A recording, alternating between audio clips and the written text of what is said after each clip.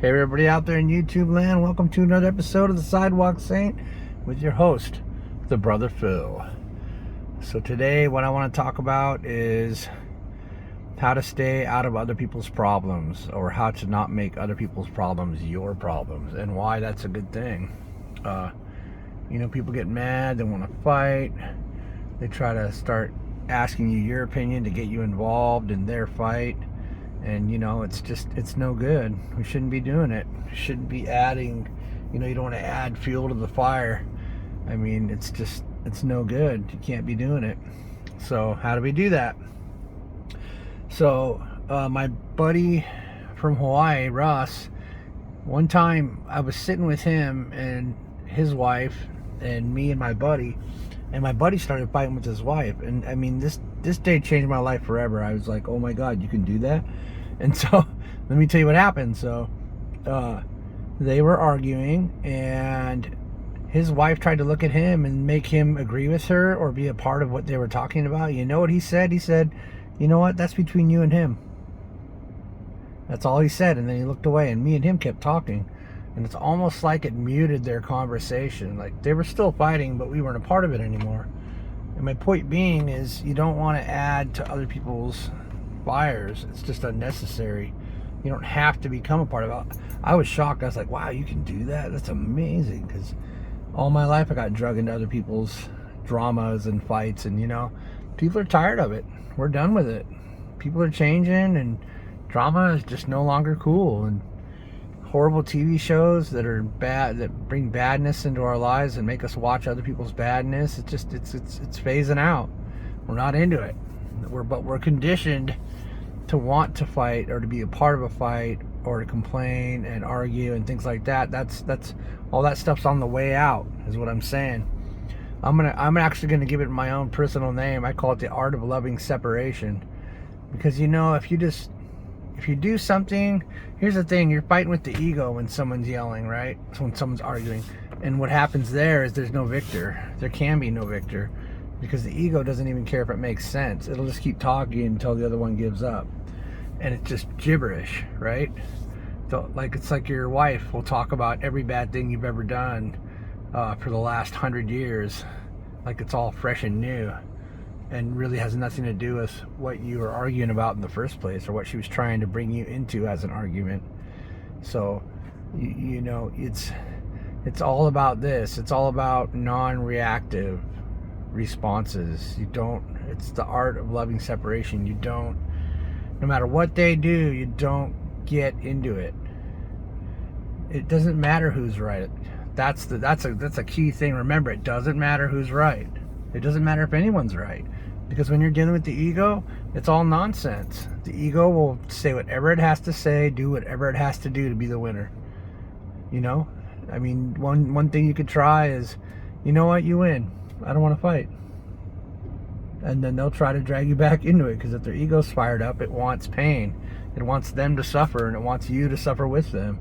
Isn't that really horrible? But people are conditioned into this, so don't be mad at anyone. Don't think anyone's bad because of it. It's just the way that people are in the majority. Especially with the women, they really have had a hard time, and men have been, we're not all suppressing the women, but it's a male-dominated society, and they're really trying to be heard. And so that they'll talk about arguing about something else, and then they'll bring up a whole bunch of stuff, when the whole time it was just one thing they were thinking about, and they never even bring it up.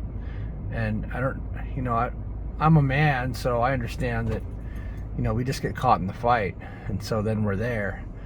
And so just step out of it, or don't become a part of it. My wife, recently we were on a trip, and she just went AWOL, man.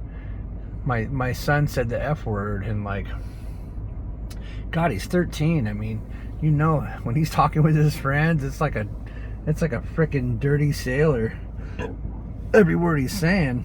And then when she's not around, but he slipped and she lost it. And I sat there, and I just didn't become a part of her madness. It was absolute insanity. I mean, just nuts.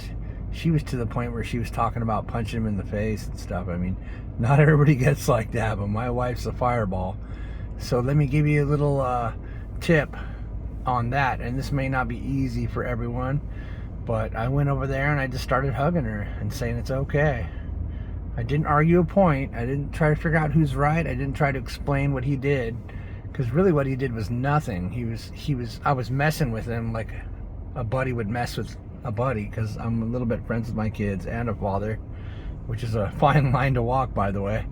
But I was, he was like, fuck you. And I was like, it would have been funny. It was fine. But she lost it. Just lost it. And so what I went and I did is I got out of the car and I gave her a big hug. She tried to push me away. I didn't let her have it. I was like, nope. You know, we were on a vacation. It wasn't time for that. It's never time for that. It's never time for a fight. Never. Never worth it. Never, nothing good ever comes out of it. If you can't sit down and talk like two normal people, then you just need to stop whatever you're doing, because it's no good. It's not going to go anywhere. Two egos fighting equals nothing good. Only badness.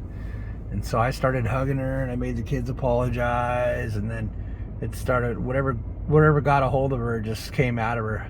Try laughter and joking and smiling. If you look at someone, try this. Look at them in the face and just smile and just say I love you. Or just smile and just laugh. Just do it. I'm telling you, you cannot deny laughter. It's just undeniable. It's powerful, you know, with your wife or husband, whichever it may be, that you're trying to calm the beast. And you know, you train them into that, and you'll train the fighting out of them, and eventually you can have a more peaceful life. I mean, it changed my marriage, it changed my friendships, it changed my children. Listen to me now. She thinks they have to be afraid of her to listen. I don't think that's a great idea. Don't use fear to control your children. That's just absolutely the most horrible thing you could ever do. And I'm not saying anybody's doing it. I'm just saying don't do it. My wife's all about it. She thinks they got to be afraid of her, but she's still wonderful, and it's a rare occurrence.